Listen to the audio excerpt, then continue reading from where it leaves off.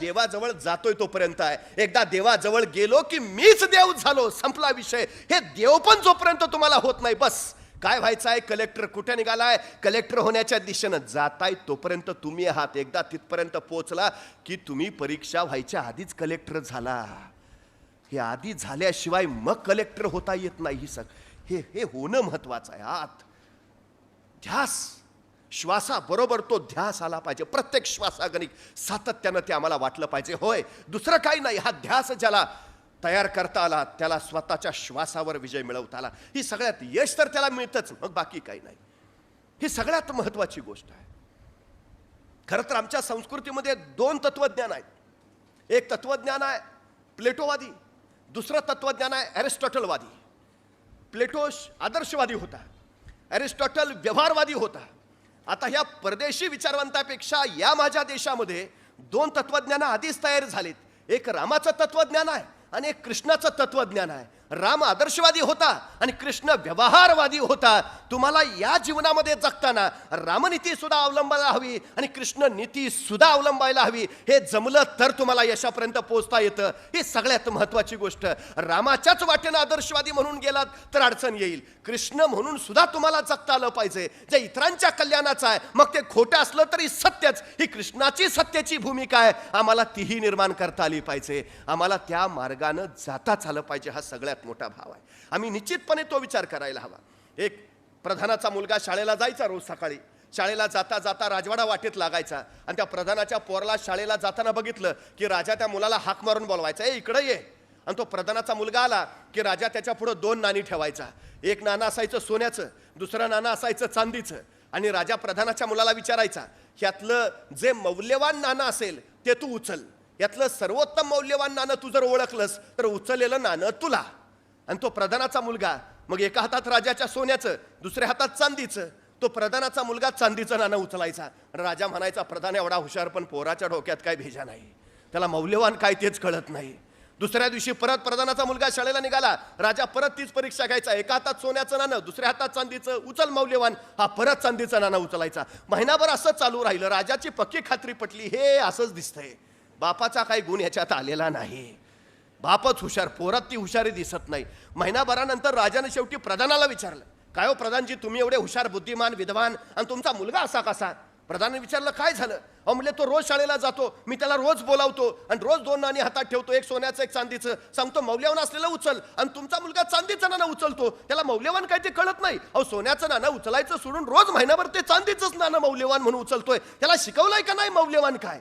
प्रधानालाही वाईट वाटलं.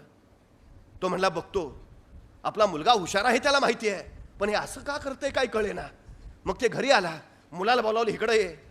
अरे मुलं वडिलांचं नाव रोशन करतात, तू काय घालवायला आलायस का?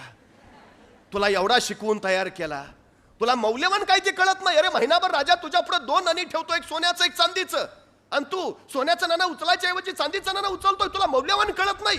एवढा ऐकल्याबरोबर पोरगा म्हणला, बाबा जरा थांबा. आत गेला, एक बरणी घेऊन आला.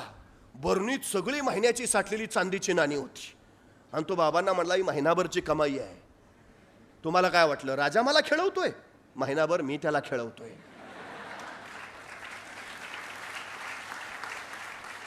म्हणे कसं? अहो बाबा, जर मी सोनं हे मौल्यवान नाणं हे मला माहिती आहे ना, पण ज्या दिवशी मी सोन्याचं नाणं उचलेन त्या दिवशी खेळ बंद होईल. एका सोन्याच्या नाण्यासाठी ही महिनाभराची चांदीची नाणी कशाला घालू? बुद्धिमान असण्याची व्याख्या काय आहे? आपली बुद्धिमत्ता जे दाखवून देतात ते बुद्धिमान नव्हे. आपली बुद्धिमत्ता न दाखवता त्या बुद्धिमेचा वापर करून आपला फायदा करून घेतात ते खरे बुद्धिमान.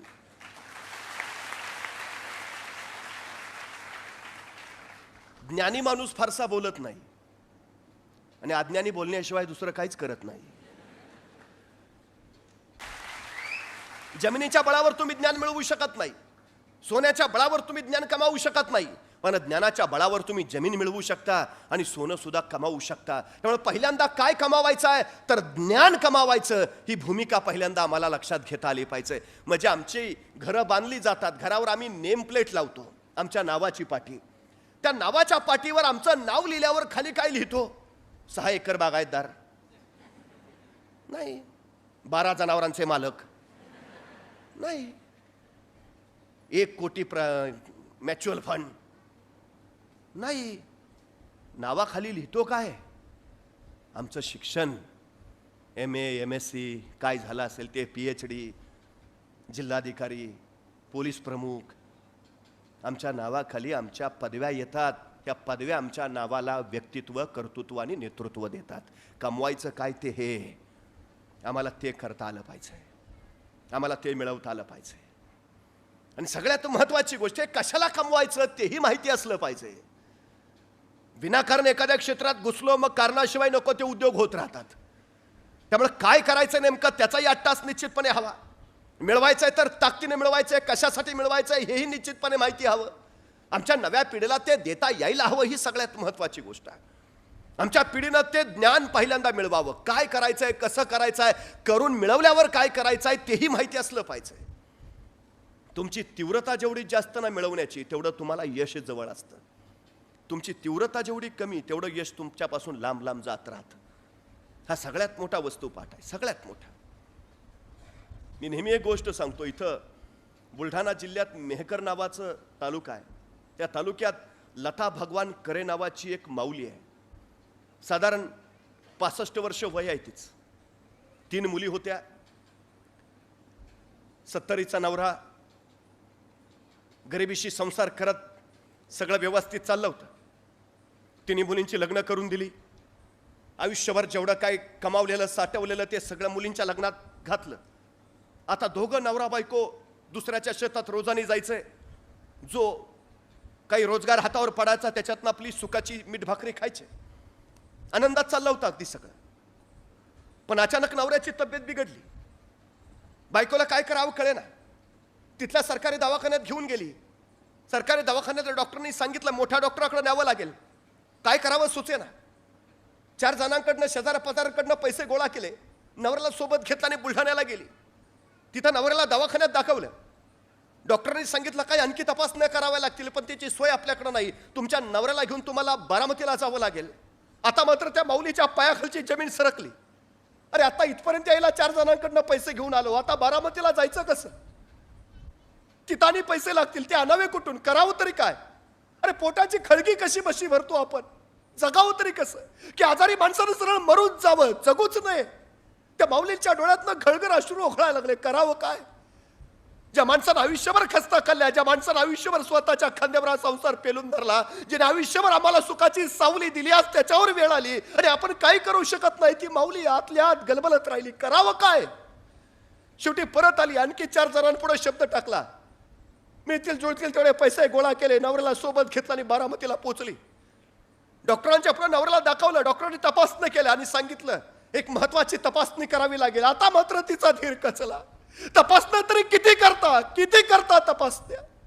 तिने डॉक्टरला विचारलं, डॉक्टर ठीक पण खर्च किती येईल? आणि डॉक्टरांनी जो खर्चाचा आकडा सांगितला तिच्या डोळ्यापुढे दिवसा अंधारे आल्या. अरे कसं करावं तरी कसं? कुठून आणावे पैसे? न्यावं सरळ नवऱ्याला मर म्हणून सांगावं. करावं काय? काय आतल्या आत ढसढसत राहिली. बाहेर आली, त्या बाकड्यावर बसली, पदरानं डोळे टिपत राहिली. कसं करावं? काय सांगू नवऱ्याला? जावं माघारी सरळ परत मरू द्यावं नवऱ्याला असंच? आतल्या आत हमसत राहिली. थोडा वेळ झाला. डोळे पाणावलेले कोरडे झाले आणि त्याच बाकड्यावर पडलेला पेपर तिला दिसला. तो पेपर तिनं वाचला. मोठ्या ठळक अक्षरात छापलेली बातमी तिच्या नजरेत भरली आणि ती चमकली. बातमी होती बारामती मॅरेथॉनची आणि मॅरेथॉन मध्ये जिंकणाऱ्या स्पर्धकाच्या बक्षिसाची. त्या बक्षिसाच्या आकड्यावर तिची नजर फिरवली आणि तिच्या डोक्यात झणकन कल्पना आली. ही बक्षीस जर मी जिंकलं तर माझ्या नवऱ्याची तपासणी होऊन उपचार होईल. बस 65 वर्षाची माऊली तिने निर्णय घेतला नवऱ्याचा जीव वाचवण्यासाठी या बारामती मॅरेथॉन मध्ये भाग घ्यायचा. आणि ती 65 वर्षाची माऊली त्या मॅरेथॉनच्या तिथं पोहोचली. सगळे स्पोर्ट्सचे शूज घालून आलेले, टी शर्ट घातलेले, रोज धावण्याचा सराव करणारे मॅरेथॉन स्पर्धेला. आणि त्यात ही आली होती 65 वर्षाची लता भगवान करे. नऊवारी नेसलेली, कासोटा घातलेली, अनवाणी पायाची. संयोजकांना सांगते मला स्पर्धेत भाग घ्यायचा आहे, मला पळू द्या. चकित होऊन सगळे बघायला लागले. ती सांगायला लागली माझा नवरा दवाखान्यात आहे, त्याला वाचवायचं असेल तर पळण्याशिवाय पर्याय नाही, मला कृपा करून पळू द्या.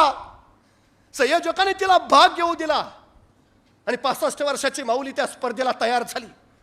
बघता बघता पट्टी पडली आणि मॅरेथॉन चालू झाले. बेभान होती लता भगवानकडे पळत राहिली. आजवर रोजचे रोज कसलेले सराव करणारे धावपटू पळत आहेत आणि त्यांच्या बरोबर पळते 65 वर्षाची नऊवारी घातलेली कासोटा नेसलेली लता भगवानकडे. डोळ्यापुढे फक्त नवरा दिसतोय, त्याच्यासाठी पळायचंय, त्याला वाचवायचंय, त्याला जगवायचंय, बस जिंकलंच पाहिजे, दुसरा पर्याय नाही. बेभान पळते. आतापर्यंत पळली होती रानात जनावरांच्या माग, आतापर्यंत पळली होती संसारला ठिगळा लावताना, आतापर्यंत पळाली होती संध्याकाळचे 2 घास कमावताना.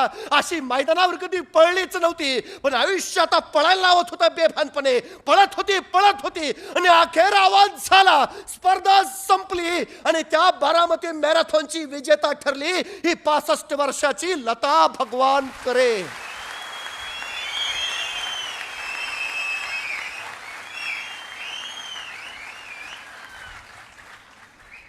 वय वर्ष 65, नऊवारी नेसलेली, कासोटा घातलेली, अनवाणी पायाची. तिच्या यशाचं कारण काय? इतर कसलेल्या धावपटूंसारखी ती वर्षभर मैदानावर सराव तर अजिबात करत नव्हती. त्या मैदानावरचे खडे टोचून आहेत म्हणून तिच्या पायात स्पोर्ट शूज सुद्धा नव्हता. साडीचा कासोटा पायात अडकून आपण पडू की काय अशी भीती सुद्धा तिला वाटली नाही. रोजच्या रोज कसलेले सराव करणाऱ्या धावपटूंच्या तुलनेत आपण टिकू शकू का हा प्रश्नही तिच्या मनात आला नाही. आपण आधी कसेच पळलो नव्हतो हेही तिला पळताना आठवलं नाही. तिला फक्त आठवत होता नवरा, तिला फक्त आठवत होता त्याचा आजार, आणि तिला फक्त आठवत होता माझा नवरा जगवायचा आहे एवढाच विचार बस. जिंकण्याची तिची तीव्रता एवढी प्रचंड होती ना, ती तीव्रताच तिला यश देऊन गेली. तुमची जिंकण्याची तीव्रता किती आहे याच्यावर तुमचं यश अवलंबून आहे. किती तीव्रतेने वाटतं तुम्हाला.